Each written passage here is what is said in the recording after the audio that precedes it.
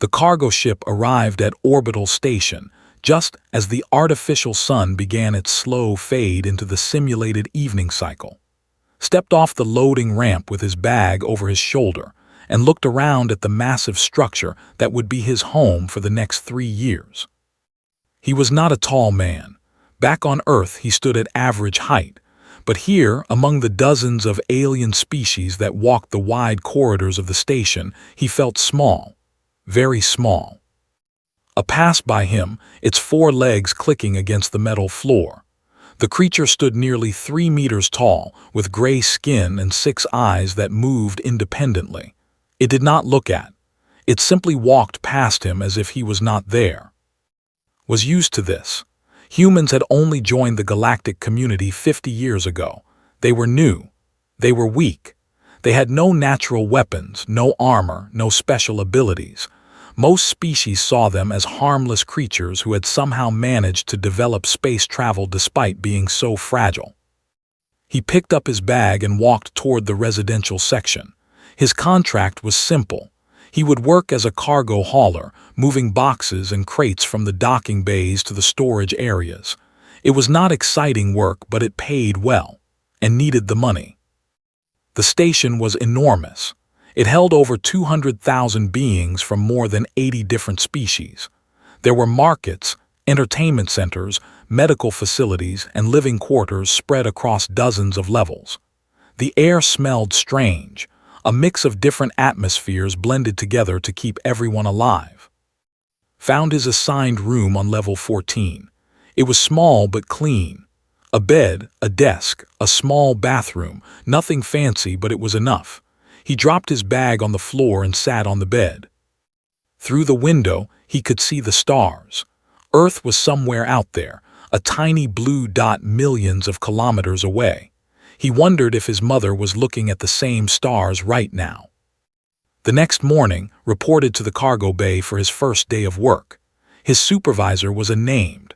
There were large, muscular beings with blue skin and small horns on their heads, looked at with obvious disappointment. "You are the human?" asked. "Yes," said. "Humans are weak," said. "You will need to work twice as hard to keep up." Nodded. He did not argue. He had heard these words before, many times. He simply picked up the first crate and carried it to the storage area. The work was hard. The crates were heavy and the hours were long, but did not complain. He worked steadily, moving one crate after another. By the end of the day, his muscles ached and his hands were sore. He ate dinner alone in the small cafeteria near his room. The food was strange, some kind of protein mix that tasted like nothing he had ever eaten before. But it filled his stomach, and that was enough. Days turned into weeks. Learned the layout of the station. He learned which corridors to avoid and which species to stay away from. He learned to keep his head down and do his work without attracting attention. But he also noticed something strange. When he walked through the crowded corridors, some aliens would step aside to let him pass. Not all of them, but some. The bigger ones, the ones with claws and fangs, would sometimes look at him and then quickly look away. Did not understand why. He was just a human, a small and weak creature from a small and weak planet. There was nothing special about him. One evening, after a particularly long shift, sat in a small observation deck on level 7. He liked this spot because it was usually empty. He could sit by the window and watch the ships come and go without anyone bothering him. But tonight he was not alone. A woman sat on the bench across from him. At least she looked like a woman. Her skin was pale, almost white, and her hair was silver like moonlight. Her eyes were large and dark, and when she looked at, he felt as if she was looking right through him. Had read about them in the station database. They were an ancient species, known for their intelligence and their ability to sense emotions. They served as diplomats and translators throughout the galaxy. "You are the human from Cargo Bay 9, she said. Her voice was soft and musical. "Yes," said, "my name is." "I am," she said. "I work as a translator for the station council." Nodded. He was not sure why someone like her would talk to someone like him. Translators were important people. Cargo haulers were not. "I have been watching you," said. This surprised. "Watching me? Why?" "Because the others watch you," said, "and I want to know why." Frowned. "I do not understand. Who watches me?" "Everyone," said. They all watch you and they all stay away from you. Do you not notice this?" Thought about it. He had noticed that some aliens avoided him, but he had assumed it was because humans were new and unknown. He had not thought there was any other reason. "I thought they avoided me because humans are weak," said. Smiled. It was a small smile, barely visible, but it was there. "That is what humans believe, but that is not what the others believe." "Then what do they believe?" asked. Leaned forward slightly. Her dark eyes studied his face. "They believe that you are dangerous. They can sense something in you, something that makes them afraid. I have lived on this station for 40 years and I have never seen them avoid anyone, but they avoid you." Did not know what to say. There were apex hunters, the most feared predators in the known galaxy. They were massive creatures with scales and claws and teeth like knives. The idea that they would be afraid of him was impossible. "You are wrong," said. "I am just a cargo hauler." "Perhaps," said, "but I do not think so." She stood up and walked toward the door. Before she left, she turned back to look at him one more time. "I will be watching you, the human. I want to understand what makes you different." And then she was gone, leaving alone with his thoughts and the endless stars outside the window. 3 weeks passed since first met on the observation deck. During that time, he saw her several more times. Sometimes she would appear in the cafeteria where he ate his meals. Sometimes she would walk past him in the corridors. She never said much, just a small nod or a brief greeting. But could feel her watching him. Her dark eyes followed him everywhere, studying him like he was some kind of puzzle she wanted to solve. He did not mind. In fact, he found himself looking forward to seeing her. Life on the station was lonely. He had no friends among the other workers. The aliens kept their distance, and the few other humans on the station worked in different sections. Was the only person who actually talked to him. One evening, after his shift ended, returned to the observation deck on level 7. It had become his favorite spot on the station. The view was beautiful, and the room was always quiet. Was already there when he arrived. She sat on the same bench as before, her silver hair glowing softly in the dim light. She looked up when entered and gestured for him to sit beside her. "You come here every night," she said. "So do you," replied. Smiled. It was a small smile, but it reached her eyes this time. "I suppose I do." They sat in silence for a moment, watching the ships move through the darkness outside the window. A large cargo vessel was approaching the station, its lights blinking slowly as it prepared to dock. "Can I ask you something?" said. "Of course." "Why do you watch me? You said the other aliens are afraid of me, but that makes no sense. I am the weakest person on this station. I have no claws, no strength, no special abilities. There is nothing about me that should scare anyone." Turned to look at him. Her expression was serious now, thoughtful. "Do you know what they can do?" she asked. Nodded. "You can sense emotions. I read about it in the database." "That is correct. We can feel what others feel. When someone is happy, we feel their happiness. When someone is afraid, we feel their fear." She paused. "When I look at the warriors on this station, I feel their emotions. They are proud, confident, always certain of their strength. They fear nothing." "And when you look at me?" asked. "When I look at you, I feel something different," said. "I feel calm, deep, endless calm, like a still ocean. But beneath that calm there is something else, something that waits." Frowned. "I do not understand." "Neither do I," admitted. "That is why I watch you. I want to understand what hides beneath your calm surface." Did not know how to respond to this. He was just an ordinary man from an ordinary family. He had grown up in a small city, gone to regular schools, worked regular jobs. There was nothing special about him. "Tell me about your planet," said suddenly. "Earth." "Yes, I have read the files, but files only tell facts. I want to hear what Earth means to you." Thought for a moment. No one had ever asked him this before. "Earth is complicated," he said. "It is beautiful, but it can also be harsh. The weather changes constantly. Hot in summer, cold in winter, storms that can destroy entire cities. The land is always moving, always changing." "It sounds dangerous," said. "It is," agreed. "But humans learned to survive there. We adapted. We built shelters to protect us from the cold. We created tools to help us hunt. We never stopped finding ways to overcome the challenges." Listened carefully, her dark eyes never leaving his face. "And what about the other creatures on your planet, the animals?" "Most of them are bigger than us," said. "Stronger too. Lions, bears, wolves, they have claws and fangs. They can run faster than we can. In a direct fight, they would win every time." "Then how did humans survive?" asked. Smiled. It was a strange smile, something old and tired hidden behind it.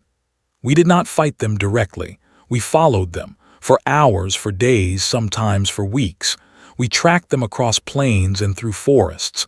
We never stopped. And eventually they would collapse from exhaustion. Then we would kill them." Stared at him. "You hunted by simply not stopping." "Yes," said. "It is called persistence hunting. Most animals can run faster than humans, but they cannot run for as long. Their bodies overheat. They need to rest. But humans can keep going. Our bodies were built for endurance." The room was very quiet now. Outside the window, the cargo ship had finished docking. Its lights went dark as it settled into the bay. "That is terrifying," said softly. Shrugged. "I suppose it is. But to us it was just survival." Was quiet for a long moment. Then, unexpectedly, she laughed. It was a small laugh, barely more than a breath, but could see genuine amusement in her eyes. "What is funny?" he asked. "I just imagined a human chasing a warrior across a desert," she said. "The mighty predator running and running, and the small human just walking behind it, never stopping, never giving up." Smiled. "They would probably win that race." "Perhaps," said, "but would they win the chase?" Her question hung in the air between them. Did not answer. He did not need to. "I want to hear more about Earth," said. "Tell me something that makes you laugh, something from your childhood." Thought for a moment. Then he remembered an old joke his father used to tell him. It was stupid, really. A silly joke about a duck walking into a store and asking for bread. His father had told it to him 100 times and had laughed every single time. He told the joke too. He expected her to be confused. They probably did not have ducks. They probably did not even have bread. But when he reached the punchline, something amazing happened. Laughed. It was not a small laugh this time. It was a real laugh, loud and bright and completely unexpected. Her whole body shook with it, and tears formed in the corners of her dark eyes. "That is the most ridiculous thing I have ever heard," she said between laughs. "A duck asking for bread. Does the duck speak? Why does it want bread?" "That is the joke," said grinning. "It does not make sense." "Nothing about it makes sense," agreed, still laughing. "And yet it is funny. How is that possible?" Did not know, but hearing her laugh made him feel warm inside. It was the first time since leaving Earth that he felt genuinely happy. But their moment was interrupted. The door to the observation deck slid open, and 3 massive figures stepped inside. They were warriors, each one standing over 2.5 meters tall. Their scales were dark green, almost black, and their eyes glowed faintly in the dim light. Long claws extended from their fingers, and when they opened their mouths, rows of sharp teeth gleamed. They were the apex hunters of the galaxy, the most feared predators in known space. And they were looking directly at. Laughter died instantly. She stood up quickly, moving behind without thinking about it. Her fear was obvious, a cold wave that could almost feel radiating from her. The three walked closer. Their movements were slow, deliberate, like predators stalking prey. The largest one, presumably their leader, fixed its glowing eyes on. "Human," it growled. The word came out like gravel scraping against stone. Did not move. He did not stand up. He simply sat on the bench and looked at them with calm, steady eyes. "Yes," he said. They stopped. All three of them stopped, only a few meters away from where sat. The leader's eyes narrowed slightly, and its nostrils flared as if it was trying to smell something. Silence filled the room. The stars continued to shine outside the window. The station hummed quietly around them. And then, without a word, they turned and walked away. They simply left. The apex hunters of the galaxy, the most feared predators in known space, walked out of the room without laying a single claw on. Stared at the door long after they were gone. Her hands were shaking. "What just happened?" she whispered. Finally stood up.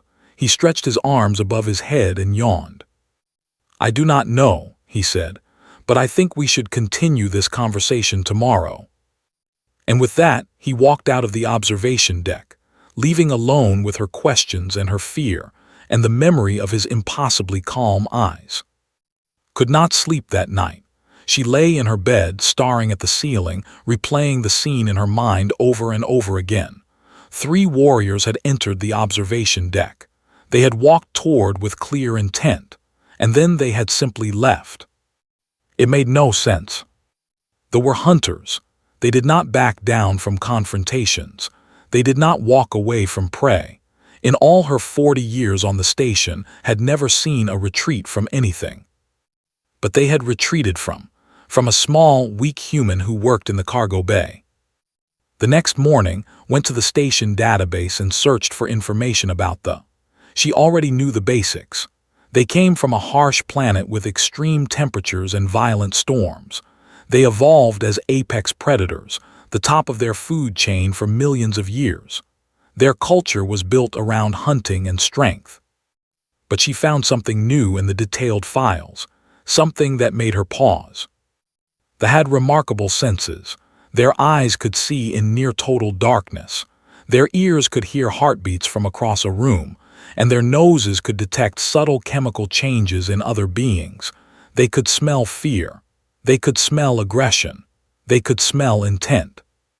Thought about this for a long time. They had approached, they had looked at him, they had smelled him, and then they had left. What had they sensed? She found in the cafeteria during his lunch break. He sat alone at a small table, eating the same protein mix that everyone else ate. He looked tired, probably from his morning shift, but otherwise normal. Sat down across from him, without asking permission. "We need to talk," she said. Looked up from his food. "Good morning to you too." "What happened last night?" demanded. "Why did they leave?"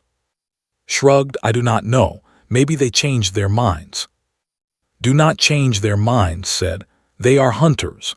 Once they choose a target, they do not stop until the hunt is complete, but they chose you as a target and then they stopped. Why?" Put down his eating utensil. He looked at with those calm, steady eyes that she was beginning to find both fascinating and unsettling. "I really do not know," he said. "I am just a cargo hauler. There is nothing special about me." Leaned forward. "I felt your emotions last night. When they entered the room, I was afraid. My heart was racing. I wanted to run, but you felt nothing, no fear, no anger, no panic, just calm." "I was calm because there was nothing to be afraid of," said. "They were going to hurt you," insisted. "Maybe," admitted. "But worrying about it would not have helped. If they attacked, I would deal with it. If they did not attack, then there was no problem." Stared at him. She had met thousands of beings in her lifetime. She had worked with diplomats, warriors, scientists, and criminals, but she had never met anyone who thought like. "You are strange," she said finally. "Thank you," replied with a small smile. Their conversation was interrupted by a commotion near the cafeteria entrance. Several workers were standing up, moving away from the door. Whispers spread through the room like ripples in water. The three from last night walked in. They moved through the cafeteria with slow, deliberate steps. Other beings scrambled to get out of their way. Chairs scraped against the floor. Trays clattered as people rushed to leave. But they did not look at any of them. They looked only at. Felt her heart start to race again. Her instincts screamed at her to run, to hide, to get as far away from these predators as possible. But she forced herself to stay in her seat. She wanted to see what would happen. The three stopped its table. The leader, the largest of the three, placed both of its clawed hands on the table and leaned forward. Its face was only centimeters from space. "Human," it growled. "You made me feel something last night, something I have not felt in many years." Did not lean back. He did not look away. He simply met the glowing eyes with his own steady gaze. "What did you feel?" asked. The lips pulled back, revealing rows of sharp teeth. It was not a smile. It was something more dangerous. "I felt like prey," the said. The cafeteria was completely silent now. Every being in the room was watching. Could feel the tension in the air, thick and heavy like a storm about to break. "That is interesting," said calmly. "Because I am just a cargo hauler. I have no weapons. I have no claws. I am smaller and weaker than you in every way." "Yes," they agreed. "That is what confuses me. You should not be a threat. And yet," it paused, searching for the right words, "and yet something in you tells me that you are." One of the others spoke up. Its voice was higher, younger. "We should test him. We should fight him and see what he is capable of." The leader held up a clawed hand, silencing the younger warrior. Its eyes never left face. "No," the leader said, "we will not fight him." "Why not?" the young one demanded. "Because he wants us to," the leader said. "Look at his eyes. Look at the way he sits. He is not afraid of a fight. He is waiting for one." Looked at more carefully. The leader was right. Posture had changed slightly. His shoulders were relaxed, but his feet were planted firmly on the floor. His hands rested on the table, loose and ready. He looked completely calm, but there was something underneath that calm, something coiled and patient. Something dangerous. "You are hunters," said quietly. "Your species evolved to chase prey that runs, prey that fights back in desperate panic, prey that fears you." He paused. "I do not run, I do not panic, and I do not fear you." The leader stared at him for a long moment. Then it did something that shocked everyone in the room. It stepped back. "What are you?" the leader asked. There was genuine curiosity in its voice now, mixed with something that might have been respect. "I am human," said simply. "We have met humans before," the leader said. "They are not like you." "Maybe you have not met the right humans," replied. The tension in the room shifted. It was still thick, still heavy, but something had changed. They were no longer looking at like prey. They were looking at him like a fellow predator. "I am called," the leader said. "I am the chief hunter of my clan." "I am," said. "I work in Cargo Bay 9. Made a sound that might have been a laugh. "A cargo hauler who makes apex hunters feel like prey. The galaxy is full of surprises." Turned and gestured for the other to follow. They began walking toward the exit, but before they left, turned back one last time. "We will not hunt you," the human said. "You are not prey, but I would like to know more about your species. Perhaps we can talk again sometime." And with that, they left. The cafeteria remained silent for a full minute after they were gone. Then, slowly, normal sounds began to return. People started talking again. Chairs scraped against the floor. Trays clattered. But everyone kept glancing at the small human who had faced down 3 apex hunters without blinking. Realized she was holding her breath. She let it out slowly. "What just happened?" she asked. Picked up his eating utensil and took another bite of his food. "I think I just made some new friends," he said. Laughed. She could not help it. The situation was so absurd, so impossible, That laughter was the only response that made sense. "You are the strangest being I have ever met," she said. "I get that a lot," replied. They sat together in the cafeteria, surrounded by the whispers and stares of hundreds of aliens, and for the first time in a long while, felt something she had almost forgotten. She felt safe. Word spread quickly through Orbital Station. The story changed each time it was told. Some said had threatened with a hidden weapon. Others said he had used some kind of human mind control. A few claimed he was actually a soldier or assassin pretending to be a cargo hauler. But everyone agreed on one thing: the head backed down, and that had never happened before.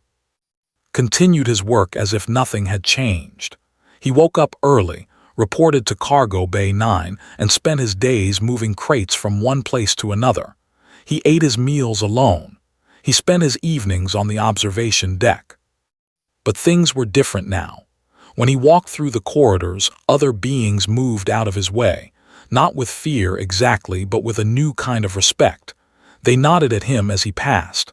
Some even greeted him by name. "You are famous now," told him one evening. They were sitting on their usual bench on the observation deck, watching ships come and go through the darkness. "I do not want to be famous," said. "I just want to do my job and go home. Home to Earth. Eventually, when my contract is finished." Was quiet for a moment. She had been thinking a lot about their conversations over the past few weeks, about what had told her about humans and their history, about persistence, hunting, and endless endurance. "Tell me more about Earth," she said. "Tell me about your people." Leaned back on the bench and looked out at the stars. "What do you want to know?" "Everything.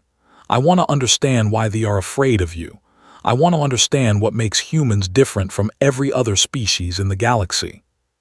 Smiled. It was a tired smile, full of old memories and distant thoughts. "We are not that different," he said. "We are weak, like everyone says. We have no natural weapons. We cannot fly or breathe underwater or see in the dark.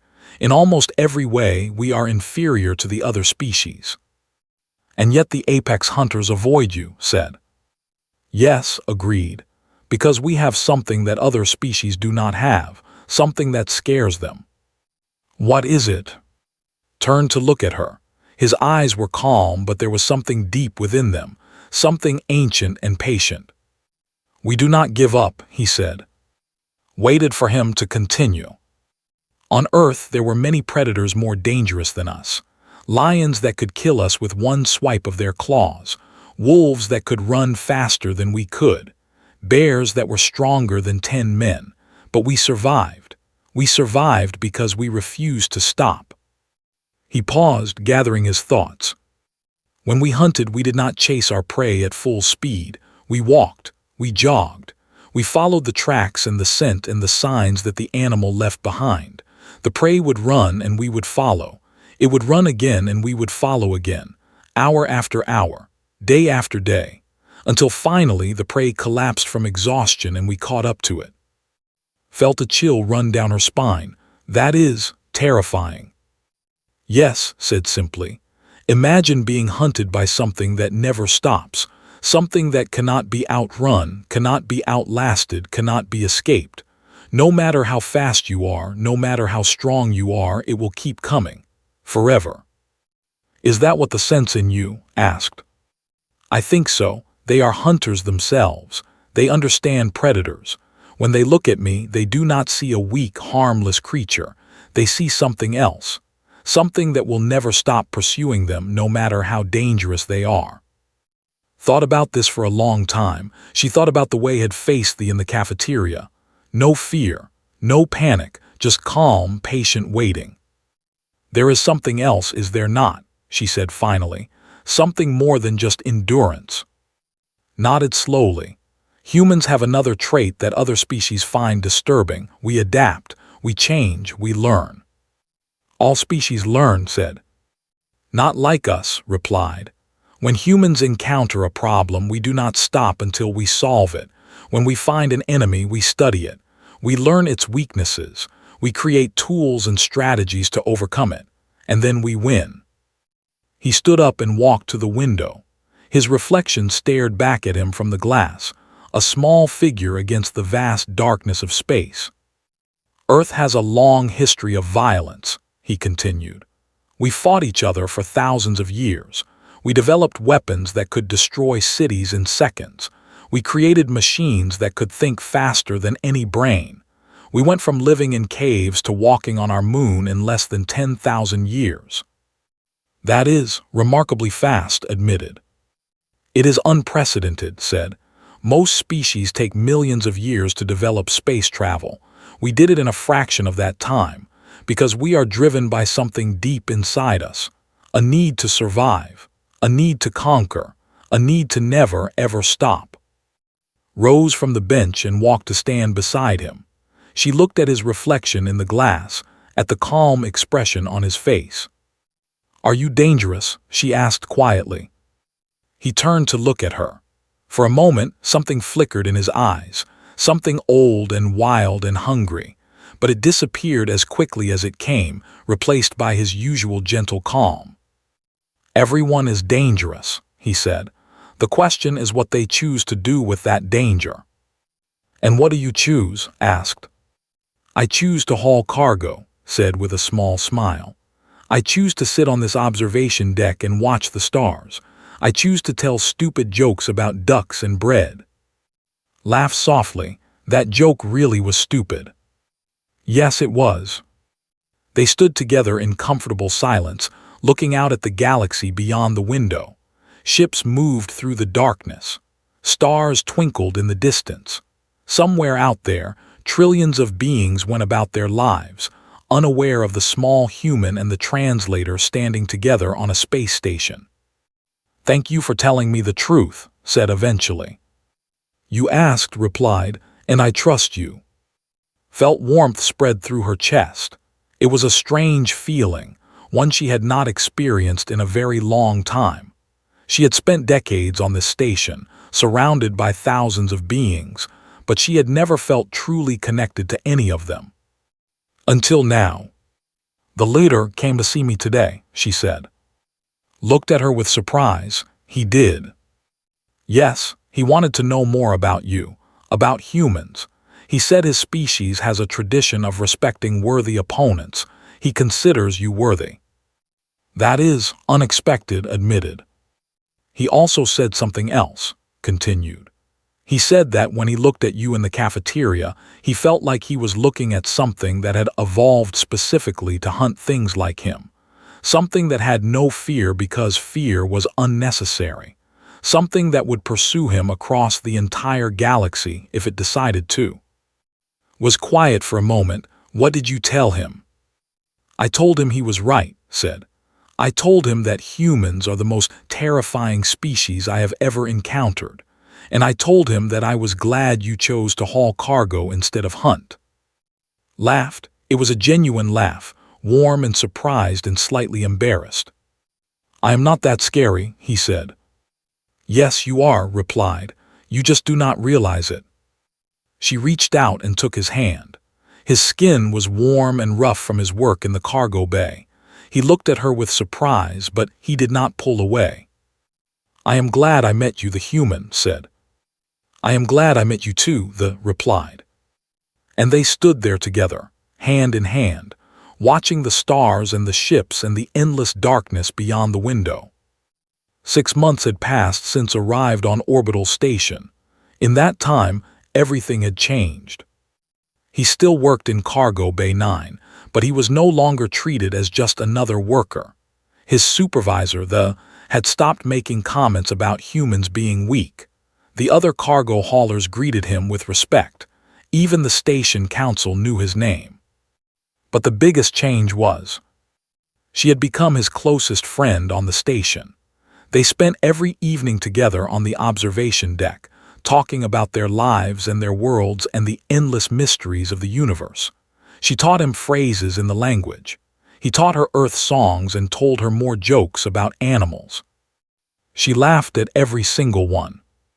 Today had asked him to meet her in a different place, not the observation deck, but a small garden on level 12. It was one of the few places on the station where living plants grew. The air smelled like flowers and fresh soil, a welcome change from the recycled atmosphere everywhere else. Found her sitting on a bench near a small fountain. Water trickled down smooth stones, creating a peaceful sound that reminded him of rivers back on Earth. "This is nice," he said, sitting down beside her. "I did not know this place existed." "Most people do not," replied. "It is maintained by the embassy. We need natural environments to stay healthy. The artificial air on the rest of the station affects our mood." Looked around at the plants and flowers. Some of them looked familiar, similar to things that grew on Earth. Others were completely strange, with colors and shapes he had never seen before. "Why did you ask me to come here?" he asked. Was quiet for a moment. She looked at the fountain, at the water falling over the stones. When she finally spoke, her voice was soft. "Do you remember when we first met? You asked me why I was watching you." "Yes, you said the other aliens watched me, and you wanted to know why." "I thought I was curious," said. "I thought I wanted to solve a puzzle, but that was not the real reason." She turned to look at him. Her dark eyes were brighter than usual, filled with something could not quite identify. "To live for a very long time," she said. "Hundreds of years. When you live that long, you stop feeling things as deeply. Everything becomes muted, distant. I had not truly laughed in decades. I had not felt genuinely curious about anything in years." "And then you met me," said. "And then I met you," agreed. "A strange human who confused and told silly jokes and looked at the stars like they held all the answers to the universe." She reached out and took his hand, just like she had done on the observation deck weeks ago. "You made me feel things again. You made me laugh. You made me curious. You made me remember what it was like to be truly alive." Felt his heart beating faster. This was not what he had expected when he came to the garden. He had thought wanted to show him the plants or tell him some news about the station. He started. "Let me finish," she said, "please." He nodded and stayed quiet. "I have been thinking about what you told me about humans," continued. "About persistence, hunting, and endless endurance. About how your species never gives up, no matter how difficult things become." She smiled. "I think that is why I feel safe with you, because I know you will never stop. No matter what challenges we face, no matter what obstacles appear, you will keep going. You will never abandon the things you care about." "That is true," admitted. "When I care about something, I do not let go." "And do you care about me?" asked. The question hung in the air between them. The fountain continued to trickle. Birds from distant worlds sang in the branches above. "Yes," said, "I care about you very much." Smile grew brighter. "Good, because I care about you too, and I have decided something." "What have you decided?" "I have decided that when your contract is finished, I want to go with you, to Earth." Stared at her in shock. "You want to come to Earth?" "Yes, I have lived on this station for 40 years. I have seen everything there is to see here, but I have never seen a sunset over an ocean. I have never felt rain on my skin. I have never walked through a forest or climbed a mountain or listened to thunder during a storm." She squeezed his hand. "I want to see your world. I want to understand where you came from. I want to know what made humans into the incredible, terrifying, wonderful species that you are." Was silent for a long moment. He thought about his home on Earth, the small city where he grew up, the mountains in the distance, the river where he used to fish with his father. He had left all of that behind when he came to the station. He had thought he would not miss it. But now, thinking about sharing those places with, he felt a longing deep in his chest. "Earth is not as impressive as the space station," he said finally. "It is just a small planet with weather and animals and ordinary people." "It does not sound ordinary to me," replied. "It sounds wonderful." Smiled. "Then I would be happy to show it to you." They sat together in the garden. surrounded by alien plants and the sound of falling water. The artificial sun above them began its slow fade into the evening cycle, casting long shadows across the floor. "Can I tell you something?" asked. "Of course." When they came to talk to me, he said something that I have been thinking about ever since. He said that in all his years as a hunter, he had never encountered a species like humans. He said that most predators fight because they have to. They hunt because they are hungry. They kill because it is their nature. She paused, choosing her words carefully. But he said humans are different. Humans do not fight because they have to. They fight because they choose to. And when a human chooses to protect something, nothing in the galaxy can stop them. Nodded slowly, is wise. He also said that he pities anyone who becomes the enemy of a human, because humans do not forget, and they do not forgive, and they will keep coming, no matter how long it takes, until they achieve their goal. That is also true, admitted. We can be very stubborn. Laughed, stubborn is an understatement. She leaned her head against his shoulder. It was a simple gesture, comfortable and natural, as if they had known each other for years instead of months. "I am glad they did not try to fight you," she said. "So am I," replied. "I did not want to hurt anyone." "Could you have won?" asked. "If they had attacked you, could you have beaten them?" Was quiet for a moment. He thought about the question carefully before answering. "In a direct fight, no. They are bigger, stronger, and faster than me. They have claws and scales and teeth. I have none of those things." But prompted. But a fight is not always about who is stronger in the moment. It is about who is willing to keep fighting until the end. And in that kind of fight, humans have a significant advantage. Nodded, she understood now. She understood what made humans so terrifying to the apex hunters of the galaxy. It was not their strength. It was not their weapons. It was not their intelligence. It was their will. The absolute, unbreakable, endless will to keep going no matter what, to persist, to endure, to never ever stop. "I am very glad you are on my side," said. "I am very glad you made me laugh," replied. She looked up at him with confusion. "I made you laugh when?" "Every day," said. "Every time you complain about the food in the cafeteria. Every time you mispronounce Earth words. Every time you look at me with those big, serious eyes and ask me to explain another human joke." Smiled, "You find me amusing."